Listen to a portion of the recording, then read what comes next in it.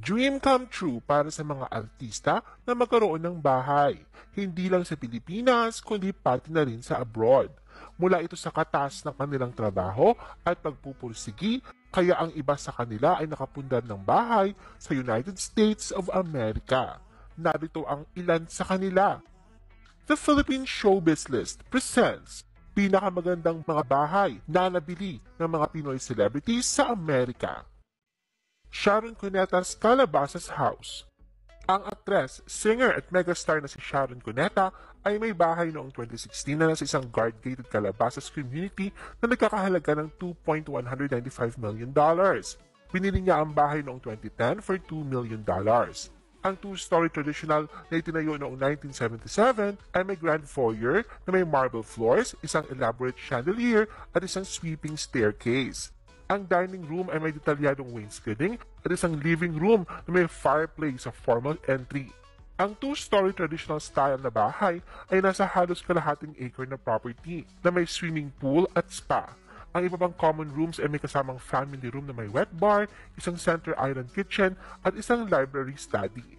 Ang master suite ay may his and hers na banyo, dalawang walk-in closet at isang silid para sa kabuuan ng 6 na bedroom at 5.5 bathrooms na nasa higit sa 6,600 square feet. Sa labas ay may covered patio, open sa swimming pool na may spa at waterfall feature, built-in barbecue, sunken trampoline at malaking damuhan na nasa bakuran din. Ang property ay naibenta sa halagang $2.2 million. Piolo Pascual's Los Angeles Bungalow House. Bumili ng bahay sa Los Angeles si Piolo para sa kanyang ina. Matatagpuan sa Diamond Bar, isang neighborhood sa Los Angeles County, California, USA, ang bahay na ito na may 3 silid na regalo ni Piolo sa kanyang ina na si Amy Pascual. Spanning 1,200 square meter, the property features a lawn, isang swimming pool, at maging isang separate cottage para sa aktor kapag bumisita siya. Ang bahay ay may mababang bakod na bato lamang ang nagsisilbing boundary. Noong una, si Mami Amy ay dalawang isip na lumipat sa bahay dahil nasanay na din siya na manirahan sa 4-bedroom house sa Monterey Park na nasa parehong syudad. Para kay Mami Amy, ito ay ang kanyang pinakamalaking investment. Ang kanyang pag-aari ay kumakatawan sa paghihirap na kanyang ginawa sa loob ng ilang taon. Ngunit ang kanyang mga anak ay nakumbinsi siya na lumipat sa isang tahimik at mas pribadong komunidad. Nakuha noong 1999 na sa Los Angeles Bungalow ang 3-piece sala set na nagmula sa dating tahanan ni Mami Amy sa Monterey Park. Kahit dumaan na ang maraming mga taon, ito ay nasa mabuting kondisyon pa rin at ginamit nila ito sa halip na bumili ng bago. Ang living area ng bungalow house ay may minimalist approach na may lamang mga furniture. Meron din itong isang Ivan Acuna abstract painting at isang family portrait ng mga Pascual na kinunan ni Raymond Isaac. Ang glass-top dining table na para sa 6 ay nagmula rin sa dating bahay sa Monterey Park. Isang replika ng Michelangelo's The Creation of Adam painting sa kisame ng Sistine Chapels ang nakakabit sa isang pader. Maaari ding ma-adorn ng mga bisita ang koleksyon ng crystal at porcelain ni Mami Amy na nakadisplay sa cabinet na inilaan lamang para sa mga acquisition. Meron ding hugis L na layout ang kusina. Ang bedroom ay may iba't ibang mga shades ng purple at meron din itong queen-size bed. Ang fan sa kisame na may leaf-shaped blades lens sa area ng isang African safari touch. Ang walk-in closet at banyo naman ay mayroong white couch, dresser at estante para sa kanyang koleksyon ng mga manika.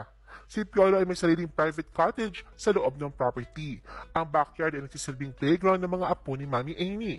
Ang kanyang mga apo ay maaari ding mag-swimming sa kanyang pool. Makikita malapit sa backyard ay ang veranda kung saan ang black leather couch ay nakalagay sa tapat ng isang malaking TV set. Chris Bernal's California House. Noong binisita ni Chris Bernal sa California, USA ang kanyang kapatid na si Catherine Bernal sa kanyang California home, ibinahagi ni Chris ang bagong biling family home nila sa West Covina. Ang dalawang palapag na bahay ni Chris ay may 2,022 square foot floor area na nakatayo sa isang lot na 3,750 square foot na matatagpuan sa isang gated na komunidad sa West Covina, Los Angeles. Sabi ni Chris, my consideration in buying the house is of course the price. The facade, I wanted a modern 2-story house with 4 to 5 bedrooms and in a safe community. Ang kanyang sala ay may high ceiling. Ang main level mula sa sala hanggang sa kusina ay may mga hardwood floors. Samantala, ang granite countertop sa kusina ay umaakma sa mga earthy elements ng modernong minimalist na tahanan ng aktres. Nang ma-feature noon sa article ng PEP ang bahay nila, ang mga interiors ay kaunting bare pa dahil sa proseso pa rin sila ng pagbili ng mga bagong appliances at furniture pieces. Mayroon sila mga mahahalagang bagay tulad ng mga sofa at kama. Sinabi ni Chris, "We bought some furniture from IKEA, Ashley and Pottery Barn outlets. Kami lang nag-aayos noong house with Pinterest-inspired look.